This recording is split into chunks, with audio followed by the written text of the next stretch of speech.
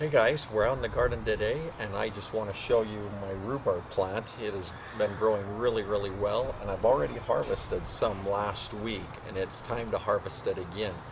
Rhubarb grows all summer long, but especially it grows fast in the spring.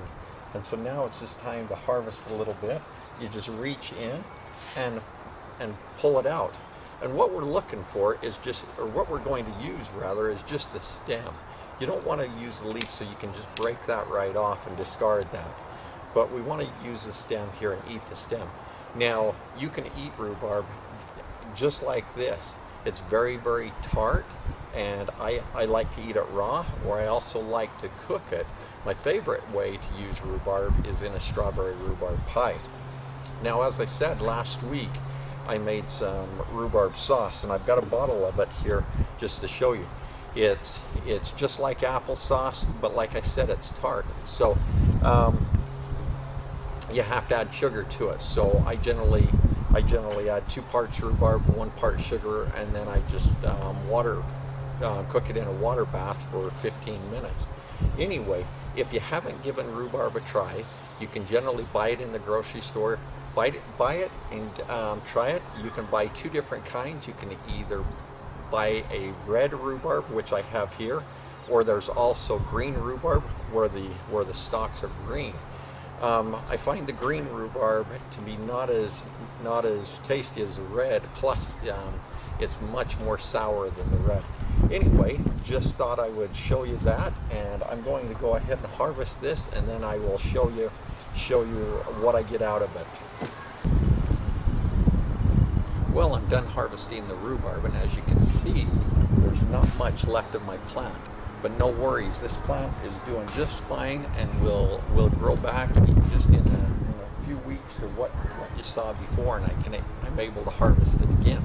But what we're after is the stalk, like I talked about earlier. Now, you can go ahead and eat it raw.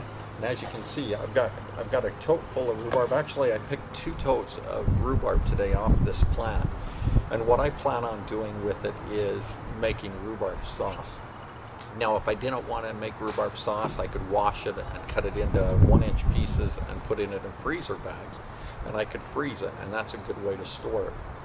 But like I said, I like to make rhubarb sauce out of it, and then at a later point, I can make a rhubarb pie with it.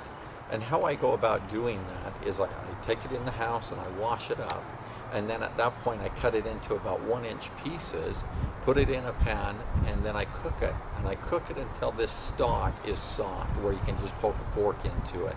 Now at that point I take it off the stove and I let it cool down. And it's really important that you let it cool down, because afterwards I want to put it in the blender and I want to blend it up until it's the consistency of like applesauce. And if you don't let it cool down, I learned this the hard way, it will explode, because the heat that's stored up into it comes out and it will make a royal mess of your kitchen. And like I said, I've already learned that from experience. Anyway, so once it's blended up, then I want to take it and I want to put 2 parts rhubarb to 1 part sugar. So if you have 2 quarts of rhubarbs, and blended rhubarb, you want 1 quart of sugar.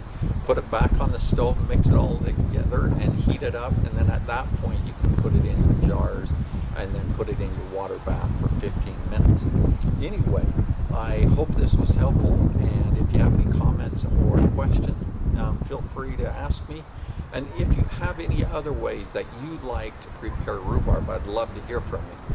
Anyway, thanks for watching.